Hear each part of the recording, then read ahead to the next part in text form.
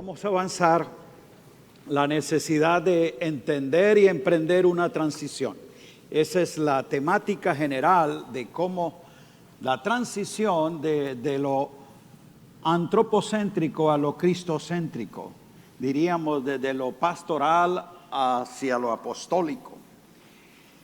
Y en la actualidad, para todos es conocido como muchas iglesias y congregaciones están enfrentando los efectos post-pandemia, lo cual ha generado una serie de crisis y dificultades que muchos ministros fomentan ansiedades, desánimo, crisis y lo que es más triste en algunos la deserción ministerial. Y esto al ver la falta de apoyo, de compromiso y de servicio en muchos de los creyentes. La crisis de la pandemia reveló la crisis de la iglesia, diría yo. ¿Por qué razón? Se descubrió una crisis familiar.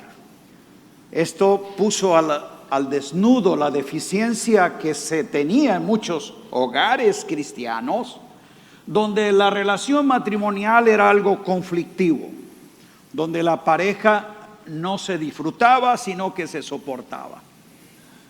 Puso al descubierto la pobreza de una integración familiar saludable, donde se pudiera respirar una espiritualidad integral, producto de una fe no fingida, lo cual indica que se descubrió una fe fingida.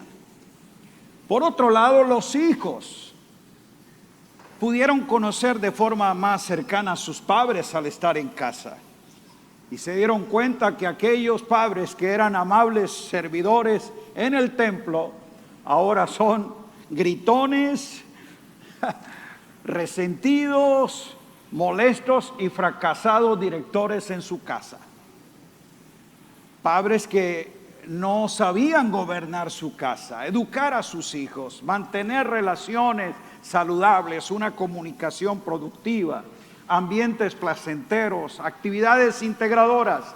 Todo eso demostró que no estábamos administrando bien la casa. Esos hijos mostraron entonces la fuerza de sus impulsos, del irrespeto, de la falta de honra a sus padres, groseros, desobedientes, rebeldes, que no estaban dispuestos a colaborar con los asuntos de la casa. Eso también trajo una crisis de fe. Nos reveló lo inconsistente que son nuestras creencias con nuestra vivencia. Me llamó la atención una entrevista que escuché de un obispo y sacerdote católico en Houston, y él comentaba la crisis que atravesaron sus feligreses por causa de la cuarentena. 3 cosas él habló que vi un paralelismo con la iglesia evangélica. Ellos decían que sus creyentes o sus fieles no tenían un templo donde acudir. No tenían un rito para sentir la fe. O sea, el contacto con el sacramento de la Eucaristía, donde había un elemento místico, no lo tuvieron. Y por el otro lado, se sentían huérfanos al no tener un sacerdote para confesarse. Esas 3 cosas, dije, pues de eso padecen también los cristianos evangélicos. Ellos sufrieron porque no tenían un templo donde congregarse. Ellos sufrieron porque no tenían un ritual para sentir la presencia de Dios. Les faltaba el aceite ungido, le faltaba la Santa Cena del primer domingo de cada mes, donde pudieran tener algo místico también, de contacto con su vida. Le faltaron los cantantes, los músicos, los instrumentos, las luces, el sonido que les hiciera a ellos sentirse bendecidos. Y por otro lado, no tenían un apóstol, no tenían un pastor, no tenían un profeta que les diera una palabra motivacional, que les ministre un toque del poder de Dios o que les imparta la unción o la bendición. Lo tercero fue la crisis financiera. Se vio como la gran mayoría con una mentalidad de empleado viviendo de un sueldo ahora tienen que pedir una limosna del gobierno. Eran esclavos de una empresa que explota y usa sus capacidades, pero no desarrolla su potencial. Entonces, esta gente se dio cuenta que vivía de la dependencia de un sistema faraónico de sobrevivencia que le hace sentir siempre necesitado y no bendecido. Y esta fue una gran oportunidad justo para que salieran modelos de emprendimiento y de empresarios creativos y con proyectos productivos. Pero por otro lado nos dimos cuenta cómo muchos pastores cuya economía se sostenía por los diezmos y la ofrenda de sus feligreses, ahora se vieron confrontados a replantear su soporte financiero familiar. Todo esto entonces nos indicó que la iglesia demanda una nueva etapa de transición. Y creo que en todos estos asuntos Dios está conduciendo a la iglesia a respetar y a buscar una reforma y una restauración conforme al diseño y al orden de Dios. Que esa iglesia vuelva a ser operativa y desde ese orden celestial pueda legislar sobre el asunto terrenal. De esa iglesia que pueda con denuedo anunciar el evangelio y sostenerse en las verdades presentes que la palabra de Dios declara. Así que la transición básica consiste en que las iglesias están cambiando de esa visión pastoral por una visión apostólica, una visión de templo por una visión de reino, cambiando la esclavitud de la ley religiosa por la libertad de la gracia en Cristo, del culto arónico por el orden de Melquisedec, cambiando los rudimentos del viejo pacto por la sustancia y la realidad del nuevo pacto. Esto de reforma, transición y restauración entonces demanda para cada uno de nosotros que estemos dispuestos a invertir lo necesario para alinearlos con lo que Dios está provocando en el mundo. Este es un desafío enorme, nos demanda valentía, pero aquí es donde vemos que tiene que haber un trabajo intenso e intencional con la convicción de que tendremos un fruto mejor y mayor en todas las cosas. Los desafíos de las iglesias apostólicas conllevan entonces la utilización de recursos más excelentes y eficientes. Los niveles de espiritualidad deben ser superiores a los tradicionales. Y de la misma manera el alcance en la administración tiene que ser más desafiante, más edificante en la vida de nuestros hermanos. La palabra transición se puede definir como un cambio, un movimiento o un paso hacia otro estado, hacia otra posición. Y la mayor transición y reforma que ocurrió entre el Antiguo y el Nuevo Testamento la provocó Jesús mismo. Ese Cristo quien vino y por su obra en la cruz marcó un antes y un después de todas las cosas, dando comienzo a un nuevo orden, un nuevo tiempo, una nueva era, un nuevo ministerio, dando tiempo a un nuevo orden de Dios. Pablo lo dice en Gálatas así, Gálatas 3, 23 y 25. Pero antes que viniese la fe, él está planteando un antes. Y luego en el versículo 25 dice, pero ahora aquella fe que vino a ser revelada. Está hablando de una fe antes y después. Y nosotros tenemos el privilegio y la gracia de Dios de participar en lo que es después de esa fe consumada en Cristo, una fe que no nos hace vivir de una ilusión o promesa que espero algo, sino de la certeza que lo tengo a Él como herencia en todo. Yo hubiera gritado aleluya. Diga, disfrutamos los efectos de esa reforma. Ahora, en ese tiempo, los líderes religiosos, a pesar de tener al Cristo encarnado frente a sus ojos, estando presente Cristo en carne para mostrarles el cumplimiento del tiempo, el cumplimiento de las promesas, el cumplimiento de la ley, el cumplimiento de las profecías. Él vino a dar cumplimiento, diga cumplimiento. Entonces, desde lo cumplido, nosotros operamos. Pero los religiosos de su tiempo no lo aceptaron, tal vez quisieron no verlo, porque sus prejuicios y tradiciones no le convenía ese nuevo tiempo. El escritor a los Hebreos, y ya el apóstol Tamo hizo alusión a esto, define ese tiempo del antes y del después, cuando Cristo vino a marcar el comienzo de la reforma y restauración de todas las cosas. Hebreos 9. Note usted, dice, estando ya presente Cristo, el Cristo presente, el Cristo impartido, el Cristo en sustancia y realidad de vida, se establece entonces en nuestros corazones para expresarse en plenitud.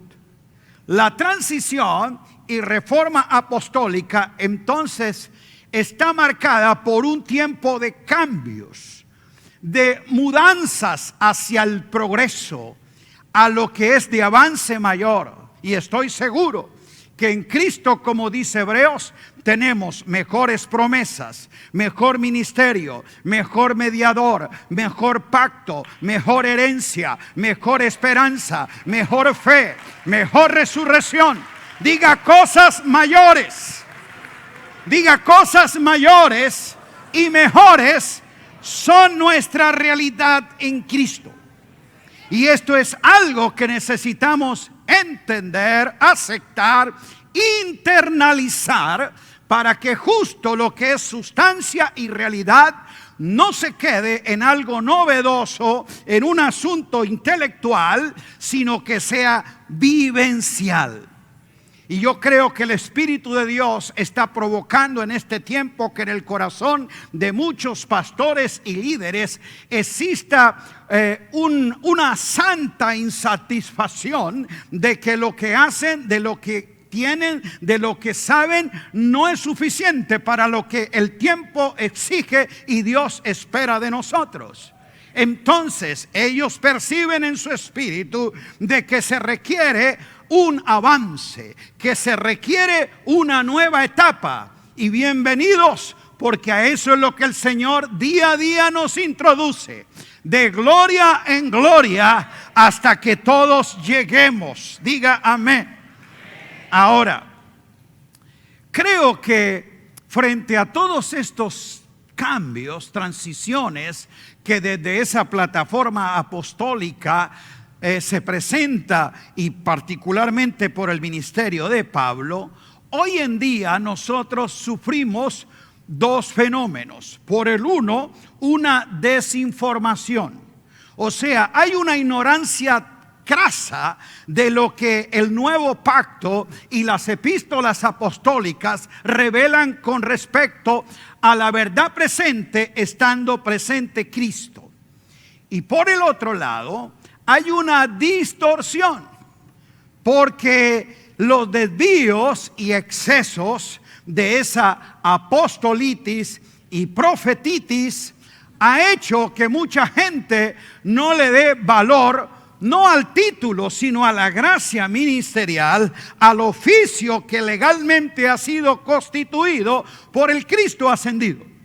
Pero yo quiero animarte, es que a pesar de que hayas visto malos ejemplos y falsos pastores, falsos profetas, falsos maestros, falsos apóstoles, es evidencia de que sí existen los verdaderos.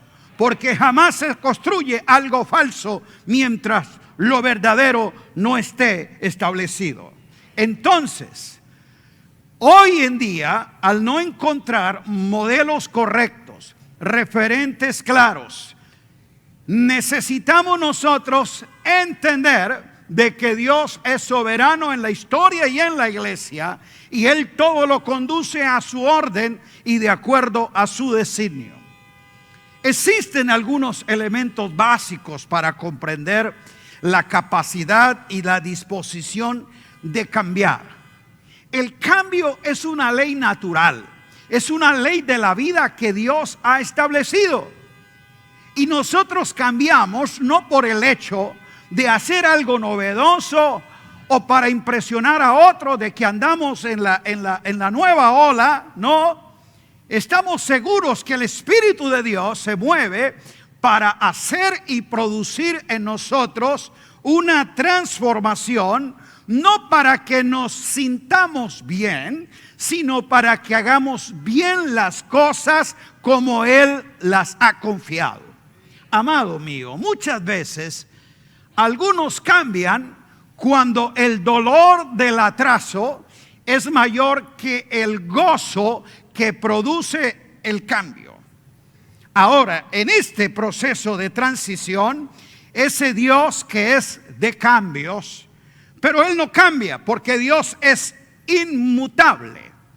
Él me concede la libertad de hacer lo que debo hacer conforme a su voluntad, no lo que quiero hacer bajo mi criterio propio.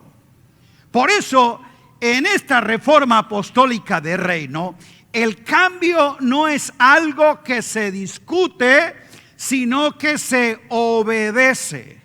Diga, obedece.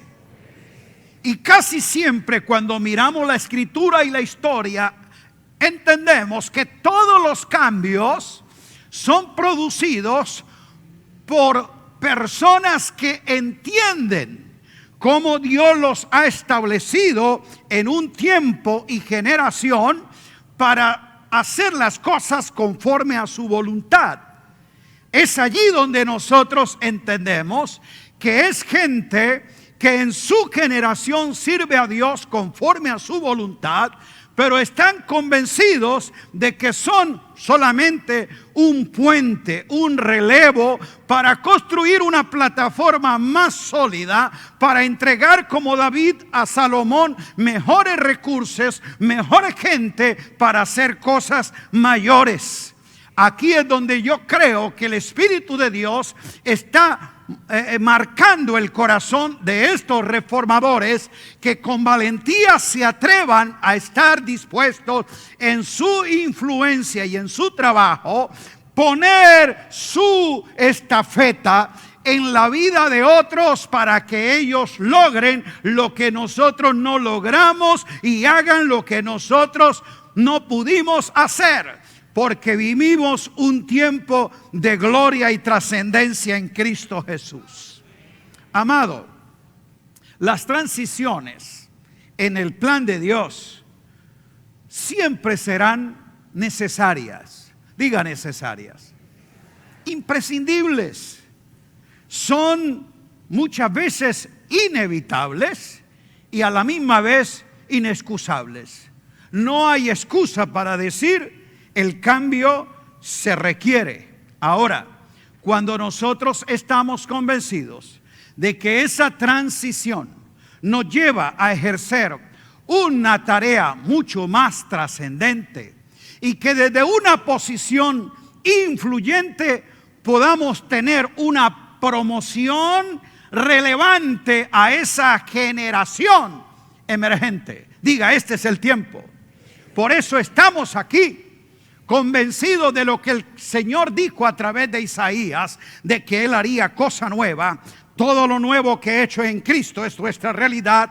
Entonces desde allí partimos en un Dios que opera, diga, en lo nuevo. En lo nuevo. El Dios de la historia no se quedó anquilosado en los recuerdos del ayer. Él es el Dios para siempre, el que trasciende el tiempo y nos introduce a cosas mejores. ese Dios en su soberanía, en su sabiduría, nos está permitiendo a nosotros, con un espíritu de innovación y de renovación, entender la revelación que el Espíritu está trayendo para una iluminación más clara de esta grandeza de su poder y de la herencia en los santos que nos conviene a cada uno de nosotros participar. Dígale al que está al lado, este es nuestro tiempo. Ahora bien, quiero poner ejemplos desde lo natural, cómo los cambios, las transiciones han sido fijadas por Dios. Desde el comienzo Él dijo, mientras la tierra exista, entonces permanecerán. Y marcó estaciones, tiempos, verano, primavera, otoño e invierno. Note usted, en la naturaleza Dios define que estos cambios serán inevitables, justo porque tienen un efecto de sostener y multiplicar el ecosistema. Pero sabemos nosotros que durante estas estaciones los cambios no son bruscos, siempre hay una transición. Y aquí es donde yo entiendo justo que la iluminación del Espíritu nos va a ir a llevar a un cambio donde nosotros seremos mudados a experiencias de gloria mayor, producto de nuestra disposición en entender el orden de Dios. Dentro de ese orden apostólico somos posicionados para saber en qué estación estamos.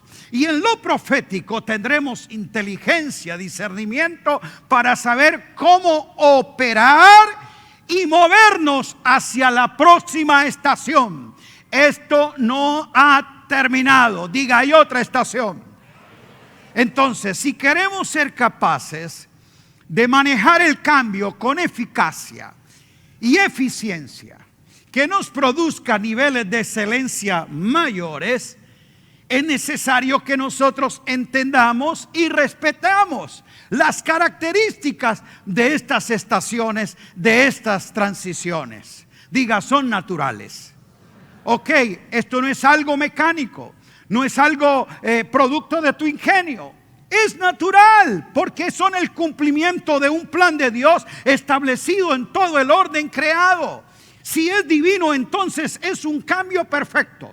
No le tema al cambio si es Dios quien lo provoca, porque lo que Dios hace siempre en su voluntad será bueno, agradable y perfecto. Diga amén. Entonces, por ser naturales, note usted que aún en la naturaleza estos cambios de estaciones es algo que la fuerza, el ingenio del hombre no puede lograr. Aunque el hombre no lo puede hacer, los efectos de ese cambio sí afectan a todos. Y ahí es donde yo necesito respetar el cambio. ¿Por qué? Porque sería de loco, absurdo, que si hubo el cambio a la estación de invierno, que hay frío y nieve, entonces yo salga en ropa sport, traje corto y camiseta. Me expongo a una neumonía y lo más seguro es que muera. ¿Por qué? Porque esa nueva estación me está exigiendo tener las vestiduras de acuerdo a la etapa, a la estación en la que vivo. Y ese es el problema. Por eso es que algunos pastores son igual de absurdos a este hombre que sale en traje así ligero en un tiempo de un crudo frío. ¿Por qué? Si se trajo el cambio de ley y hubo cambio de sacerdocio, entonces son las vestiduras de Melquisedec y no el traje de Aarón el que tú tienes que estar usando. Dile al que está al lado, cambia de vestiduras. Dile, cambia de vestiduras. Porque hubo un cambio de sacerdocio, hubo un cambio de orden. Esas transiciones que Dios establece son indetenibles. Es decir, no importa la autoridad, el poder, y tú te levantes y digas yo declaro, yo decreto, yo profetizo. Las estaciones no respetan ninguna jerarquía. Toda nuestra capacidad no es y poder no es capaz de detener un cambio. Si llega la época de invierno, del frío, el alcalde de la ciudad, el presidente del país, el congresista no puede decir: saco un decreto de que no vendrá nieve en esta temporada de frío. Nadie puede pedir eso porque esto lo gobierna Dios. Entonces parece que algunos concilios y juntas religiosas tuviesen el poder para decir: yo eso no lo acepto, aquí yo lo rechazo, eso yo no lo creo. No importa que tú no lo creas, no lo acepte o lo rechace, Dios lo llevará a cabo porque Él no consulta contigo, ni pide tu aprobación para establecer ese nuevo orden. Diga: son indetenibles. Entonces necesitamos saber cómo, así que son de indetenibles, son entonces impredecibles. ¿Usted puede predecir cuántas pulgadas de nieve vendrá en la próxima tormenta? Tú no puedes predecir ni la cantidad ni los efectos que eso traerá.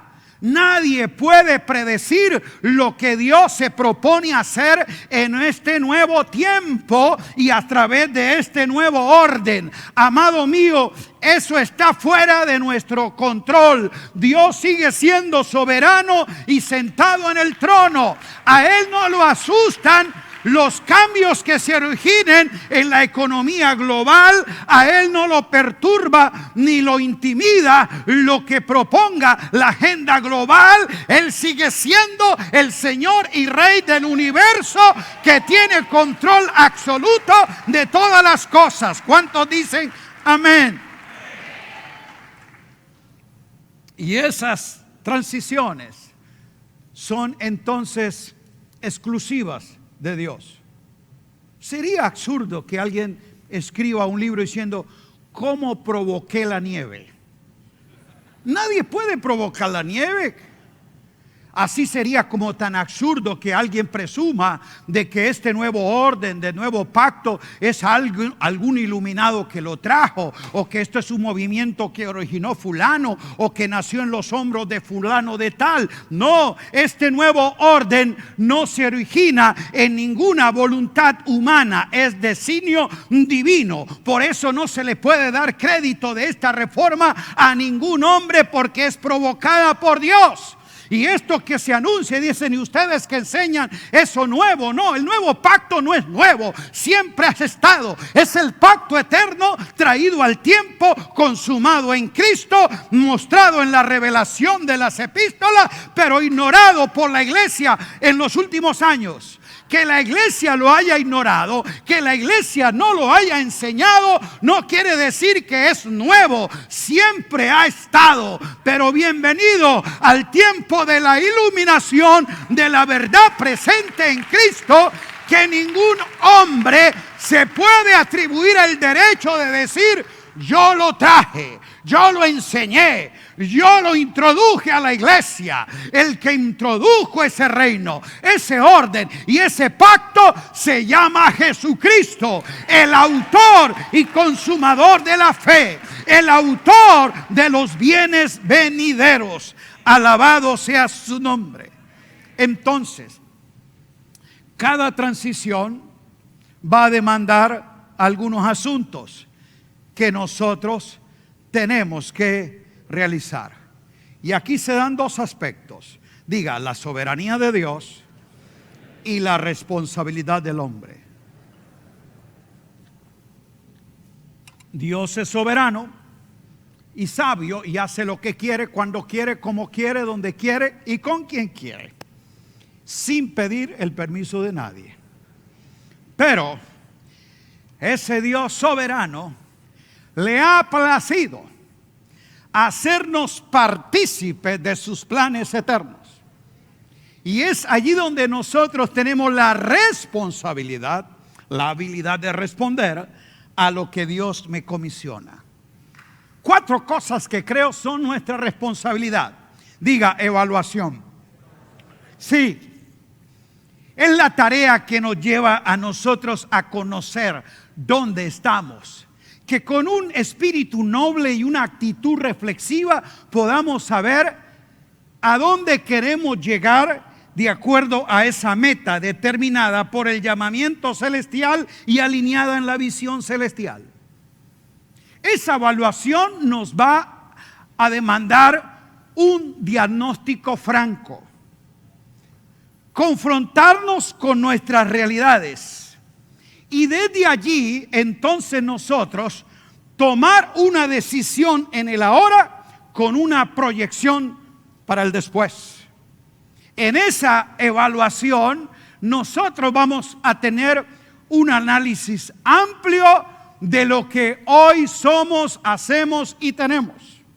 Y tú y yo somos conscientes de algo. Con lo que hoy tenemos, con lo que hoy sabemos y con lo que hoy hacemos, nos sirvió hasta donde hoy hemos llegado. Pero si queremos ir a un avance mayor, necesito de Dios algo que se sume, que se incremente el conocimiento de Cristo en mi vida. Así que necesito saber más de Cristo, manifestar más de la vida de Cristo. Lo que tenemos hasta hoy nos sirvió. Por lo tanto, vamos en su luz, teniendo más luz y de gloria en gloria, creciendo en el conocimiento de Cristo Jesús.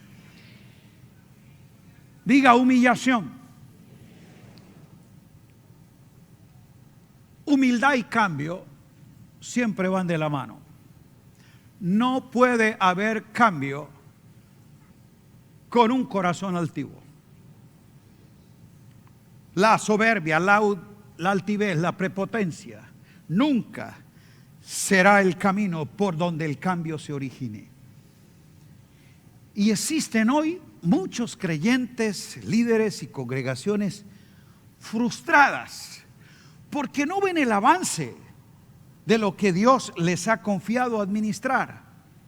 Existen miles de creyentes con un sentido de ansiedad ante la incertidumbre del mañana, mucha gente decepcionada porque las rutinas y los programas religiosos no le han dado ese sentido de plenitud en Cristo, muchos llenos de apatía, decepcionados de lo que han visto, inconformes, y todo eso, amados míos, hace justo de que sea el momento propicio para que la realidad de Cristo se exprese a través de gente rendida a su propósito. Pero esa gente altiva, orgullosa, ignorante, legalista, que no recibe ni acepta ninguna transición porque dicen: yo me quedo con lo que nací y así lo he creído y ahí nadie me mueve. Y recuerdo una vez un pastor que decía: a mí de estos fundamentos nadie me quita, son inamovibles. Y con un celo religioso él decía de que no iba a aceptar de lo que se estaba enseñando. Después, hablando en la mesa, supe de que los fundamentos inamovibles que él me hablaba eran de ritos, eran de tradiciones, eran de rudimentos, pero no del fundamento en Cristo. Tuvo la humildad para exponerse, para que se le aclarara, y hoy es un predicador que sabe de esta reforma y la pronuncia con vehemencia, porque ahora no es alguien convencido en su mente, sino convertido en su espíritu, viendo al Señor en su misma gloria y en su vida interior manifestado. Entonces, la humillación es un acto noble de disponernos a oír a otros independientemente de lo que yo sé. Y esa fue la bondad que tuvo Saulo. Saulo pudo liberar al Pablo que había en su interior porque pudo humildemente escuchar instrucciones básicas y primarias de un discípulo de Jerusalén llamado Ananías. ¿Se puede usted imaginar al Saulo de Tarso, hebreo de hebreos, erudito en la ley, alguien conocedor de muchos de estos asuntos, discípulo de la Harvard de su época, de Gamaliel? Así que asuntos rudimentarios que venía a compartirle Ananías no era lo que él lo iba a impresionar, pero el hecho es de que él entiende la vida del cuerpo y recibe a quien Dios envía. Por eso el saludo fue: hermano Saulo. O sea, no fue gran apóstol, gran rabino o gran esto, sino hermano, porque la vida del cuerpo es unos a otros sometidos y recibiéndonos en amor y en el temor de Dios. Hoy mucha gente no quiere recibir instrucción, porque dice: yo soy el apóstol. ¿Usted cuántos miembros tiene? ¿Cuántas iglesias son? Y él está midiendo lo que tú le vas a impartir por un estuche religioso o por un asunto de números, pero no tiene la humildad de exponerse a lo que Dios quiere que escuche. A lo mejor en esta etapa seré un Ananías, pero recuerde que si tú recibes al Ananías que Dios te envía, pues Dios te prepara un escenario mayor y Él mismo hará que tú conozcas las realidades del Espíritu. Tercero, diga renunciación. Ahora es la capacidad de que yo pueda dejar aquello que presumo conocer para entrar a aquello que ignoro. Y aquí es donde nosotros muchas veces por preconceptos, métodos humanos, prejuicios y tradiciones no estamos dispuestos a renunciar, porque yo prefiero seguir siendo un doctor del viejo pacto y no un discípulo o aprendiz del nuevo pacto. Diga renunciación. Justo en ese acto de obediencia a lo que Dios te pide, nunca va a aceptar que tú presumas y quieras retener lo que Él pide que tú debes dejar. Sigue siendo la demanda la misma. Si alguno quiere, entonces deje, muera, niégase. El evangelio del reino de Cristo no hace ninguna transacción con ningún presumido. Dios pide, diga renuncia. Y aquí es donde justamente está el temor del enemigo. Él no tiene temor a alguien que dice servirle a Dios. Él teme es a alguien rendido a Dios, que ha renunciado a sí mismo y ahora juntamente con Cristo está crucificado.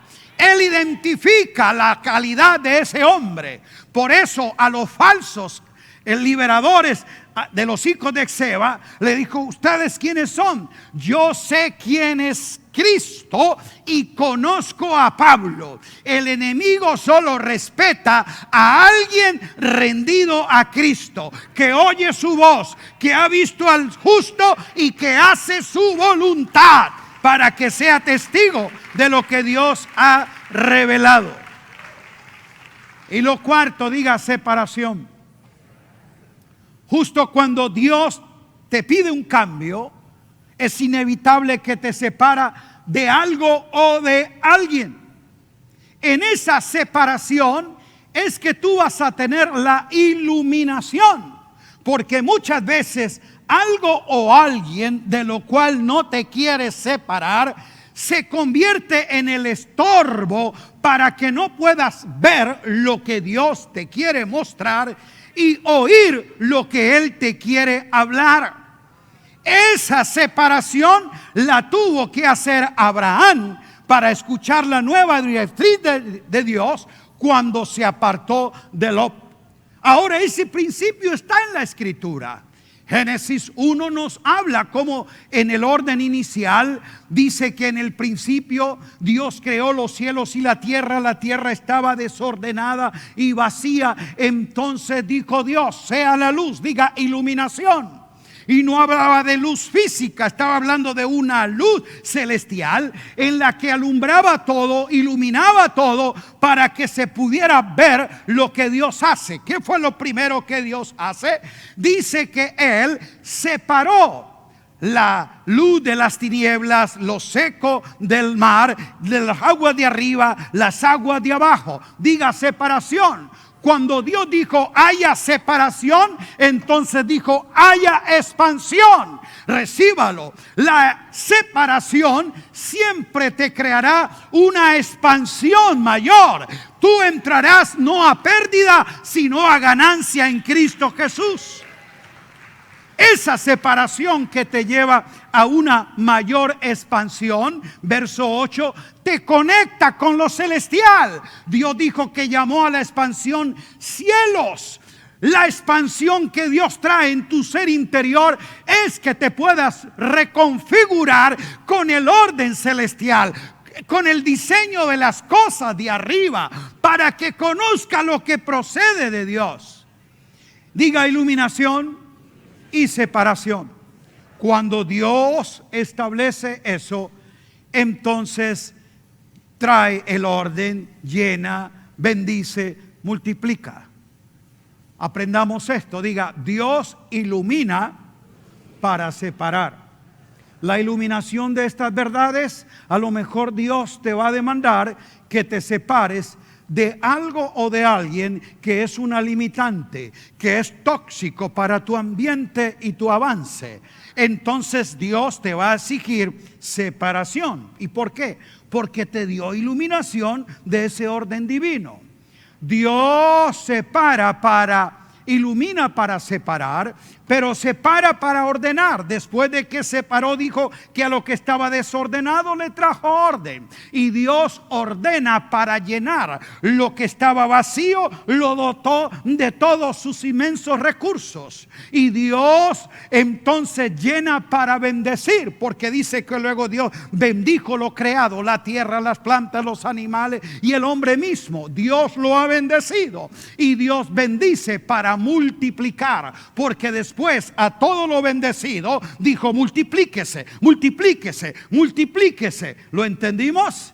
Entonces quiero decirte que Dios no puede multiplicar lo que Él no bendice. Dios no puede bendecir lo que Él no llena. Dios no puede llenar lo que Él no ordena, y Dios no puede ordenar lo que Él separa, y Dios no puede separar lo que Él no ilumina. Que se alumbren los ojos de tu entendimiento para saber a dónde es que Dios quiere llevarte. Diga expansión. Me conecto con lo celestial. Saldré de aquí entendido de ese orden celestial, de esa visión celestial donde las cosas de arriba son las que nos gobiernan.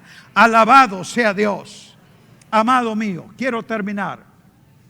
Estos cambios que Dios nos propone a través de esta reforma apostólica que en Cristo Él ha establecido para todas las cosas ser restauradas a su orden, y en la cual la iglesia es justo la colaboradora efectiva, el representante legal y real que Dios tiene en la tierra como cuerpo para expresar la plenitud de Cristo. Primer cambio que tenemos que ver en la iglesia es un cambio de estructura. Diga, cambio de estructura. Si la iglesia quiere entrar a esta reforma que se establece en el nuevo pacto, entonces tiene que haber un cambio de estructura. Digo que es de lo pastoral, algo que es dirigido a la congregación, a lo apostólico, que es dirigido al mundo entero. La estructura de gobierno de la iglesia no puede seguir manejándose desde una perspectiva pastoral o congregacional con una mentalidad empresarial, donde el ministro parece más un jefe jerárquico que un servidor del reino. La iglesia ha creado sus propias estructuras a través de la historia. Han abandonado el diseño original. La estructura que Dios dio para la iglesia es en Cristo como cabeza, y Él es quien la sustenta y la dirija. Diga, cristocracia. Cristocracia es el gobierno de Cristo.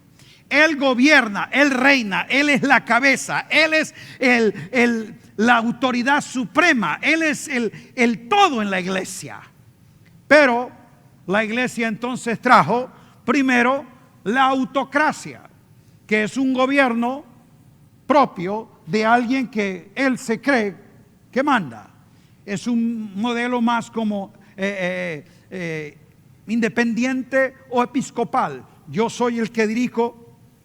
Otro pudiera ser la burocracia, que es el gobierno establecido por una junta selecta.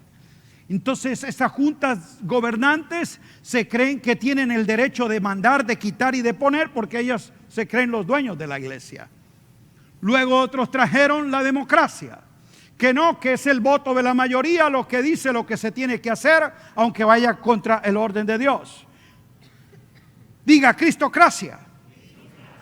Ese cambio de estructura hará justo que estas dinámicas de trabajo complementario, compartido, de 5 gracias, que son la expresión de Cristo como cabeza, establecen un orden de edificación. Y allí, bajo relaciones de pacto, donde entiende que las reglas y reglamentos organizacionales no son lo que los gobierna, porque se disfruta más de una cooperación e interdependencia y no en una competencia entre saber quién es el más ungido o el que más autoridad tiene.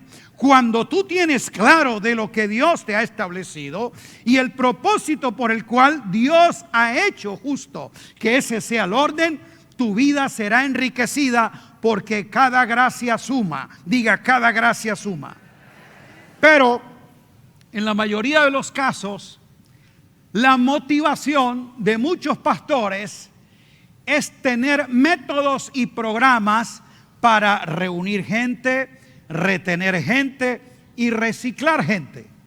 Las que vienen de otras congregaciones las vamos a reciclar aquí. Reunir, retener y reciclar para su propia congregación o su denominación. Pero el que tiene una mentalidad apostólica, sea apóstol, sea profeta, sea pastor, sea evangelista, todos los ministerios tienen que tener naturaleza, mentalidad y diseño apostólico, aunque todos no sean apóstoles. Porque lo apostólico tiene que ver con la naturaleza de la iglesia, de ser la enviada. Por eso ese orden apostólico es alcanzar, afirmar, adiestrar y activar a los santos para la obra en el reino, no en la congregación. ¿Lo entendimos? Entonces, no podemos seguir edificando la iglesia basado en el carisma o en el don de un líder principal. Los 5 ministerios tienen que estar en operación porque siguen válidos, vigentes hasta que todos lleguemos. Y si no hemos llegado, necesitamos al apóstol, al evangelista, al pastor, al profeta y al maestro que nos ayuden a esta edificación. ¿Cuántos creen eso? Diga, cambio de enfoque. Con esto quiero decir que nosotros necesitamos cambiar de esa mentalidad de templo y culto del Antiguo Testamento en el formato de creyentes arónicos y con mentalidad levítica. Y note usted que muchas veces es el lenguaje que usamos. Pasen los salmistas, pasen los levitas, y le llamamos a esos que vienen vestidos con traje judaico y tocan el shofar, porque no entendemos nosotros que en Cristo hay un nuevo orden sacerdotal que tiene que ver con el orden de Melquisedec, donde es justo los principios de reino y de justicia empoderan a los santos y los instruyen en la palabra de justicia. Diga, la palabra de justicia. En ese cambio de enfoque, entonces, la iglesia debe ser litúrgicamente innovadora. Es decir, que la forma, el contenido del culto, de la reunión misma, no tiene que ser algo mecánico, algo frívolo y ya preprogramado. No, es algo espontáneo, dinámico, de una forma reverente en que se exalte a Dios, se edifique a los santos y se evangelice a los perdidos. Nuestra forma de expresar nuestro culto vivo y racional no tenga que ver con formas religiosas, sino formas de vida en todos los órdenes de vida.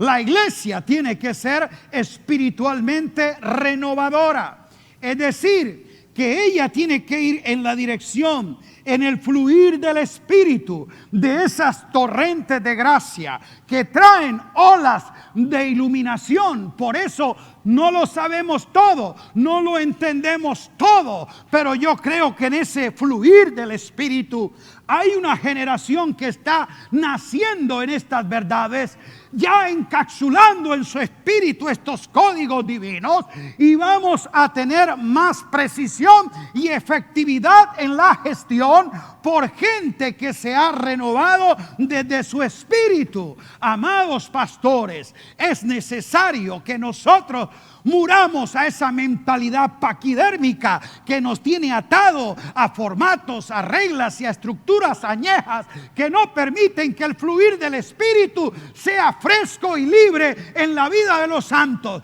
Fuera el control, fuera la manipulación y bienvenida la renovación del Espíritu.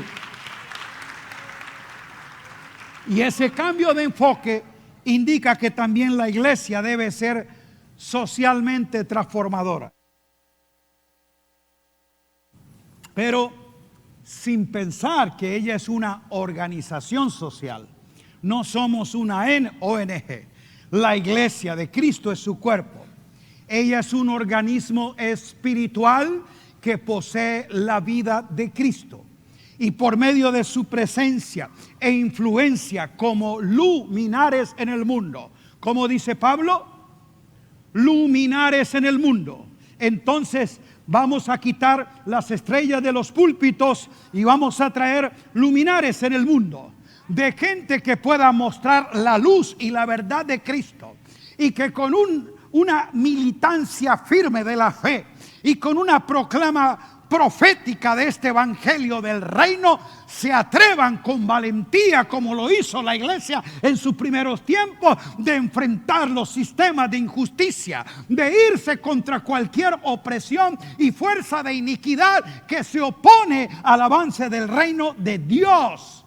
Y ahí es donde necesitamos entonces nosotros tener la capacidad y sabiduría para cambiar el envase sin alterar el producto. Con esto quiero decir es que las formas en las que nosotros vamos a presentar el evangelio a esta generación que navega en la internet, no lo podemos hacer con señales de humo o con telégrafo. Eso fue nuestro tiempo, pero hay ahora otra generación en que necesita recibir esto, y esto en forma que ellos lo puedan entender a través de un mensaje claro y de un modelaje genuino de una fe no fingida. Diga amén. Ahora, se nos demanda entonces romper los sistemas obsoletos, las formas arcaicas, renunciar a todos esos programas improductivos y que muchas veces hemos mantenido por tradición para no cambiar a esas personas que ya están vegetando en las congregaciones pero no produciendo en el reino. Entonces nuestra intención es entrenar con un propósito de reino y no entretener con programas religiosos. Tercero, cambio de enseñanza. Diga, cambio de enseñanza. Sí, Señor, si la iglesia ha de abrazar esta reforma como es planteada desde la verdad en Cristo, ella debe entonces tener una teología formativa. Dije teología formativa, no esa teología sistemática, rígida, mecánica, académica, donde es más la sabiduría del hombre la que explica los conceptos de Dios, sino una teología formativa de hombres que no dan un discurso, sino que imparten una verdad que tú percibes en el espíritu de alguien que te lleva de lo ceremonial a lo espontáneo, de la libertad del Espíritu Santo, a cambiar justamente ese entendimiento para hacer que el espíritu y el contenido de nuestra predicación sea relevante y práctico en la vida de la gente, que podamos llevarles a ellos a una comprensión más clara de la obra de la cruz, para que vayamos y saquemos a la gente de estar tratando de seguir o imitar a Jesús, el varón judío, y ponerle el talí y hacerle que practique las fiestas judaicas, a que conozcan al Cristo revelado, al que Pablo vio, al que Pablo conoció. Que la gente sea formada de acuerdo a la verdad presente que está en Jesús, que ellos vean al resucitado, al ascendido, al glorificado, al impartido, que lo llevemos a que ellos experimenten más que un bautismo en agua como un asunto ritual, a un bautismo en Cristo, a un sumergirnos en la vida, a un ser llevados adentro de su señorío, de que podamos día a día estar siendo bautizados en Cristo, sumergidos en Él, sometidos a Él y viviendo la plenitud de su vida. Alabado sea su nombre.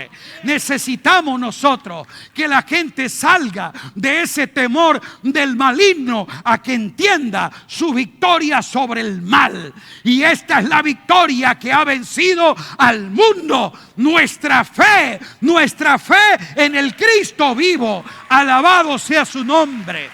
Que la gente salga de ese legalismo, de la condenación por el pecado, a la victoria sobre el pecado, sabiendo que en Cristo han sido santificados y justificados. De ese legalismo y libertinaje a la libertad de la gracia, a la verdadera libertad en Cristo Jesús. Que la gente renuncie de estar añorando la sombra, el tipo y la figura del viejo pacto, para que disfrute la esencia, la sustancia, la realidad de este nuevo pacto en Cristo Jesús. Alabado sea su nombre. De esa gente que se la pasa reprendiendo al diablo y reclamándole a él y arrebatándole las promesas de Dios, a que entienda que ahora es heredero de todo y él es Señor de todo en Cristo Jesús. Esa teología formativa hará que tengamos creyentes entendidos y no entretenidos. Eclesiología dinámica.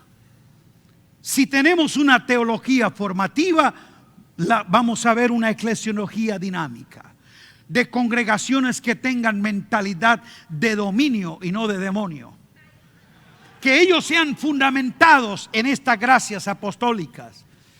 Que se valore el ministerio de la palabra a través de apóstoles, de profetas, de maestros, de pastores, que nos instruyen justamente en esta verdad en Cristo Jesús. Entonces, veremos cómo cada creyente se convierte en un productor y colaborador de Dios en sus planes eternos, y no en un consumidor del evangelio, donde están esperando que otros hagan por ellos lo que ellos no quieren hacer.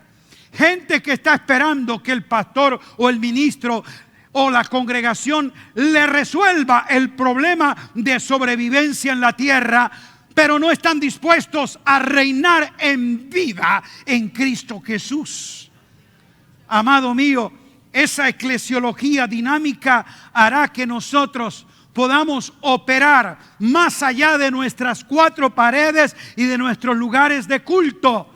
Vamos a tener gente con una cultura y mentalidad de reino que puede ser justamente influyente desde esta supracultura del reino ante la cultura del cosmos que ya ha sido juzgado, que es irredento y en el cual nosotros estamos pero no somos, porque estamos pero no nos influye. Una iglesia que ha podido descubrir su propósito en Cristo, desarrollar su potencial en Cristo, definir su predicación en Cristo, difundir el evangelio del reino de Cristo y extender esta palabra de gracia y defender estos principios eternos. Y tercero, una escatología positiva. Si hay una teología formativa con una iglesia dinámica, entonces manejaremos una escatología positiva de una iglesia madura, entendida justamente de lo que ha sido realizado en Cristo, que comprende el escatón de Dios revelado en Cristo, en quien está el espíritu de lo profético manifestado. Una iglesia que tiene mentalidad de conquista y no escapista. Una iglesia que no vive ni preocupada ni asustada por los acontecimientos que ocurren en las naciones de la tierra.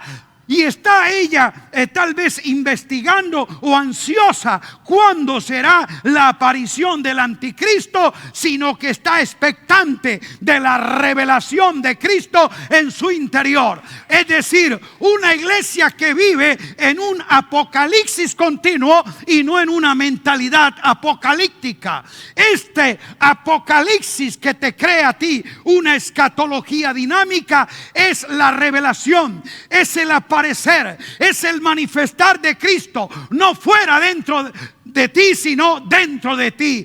Cristo revelado en mí. Alabado sea Dios. Diga revelación.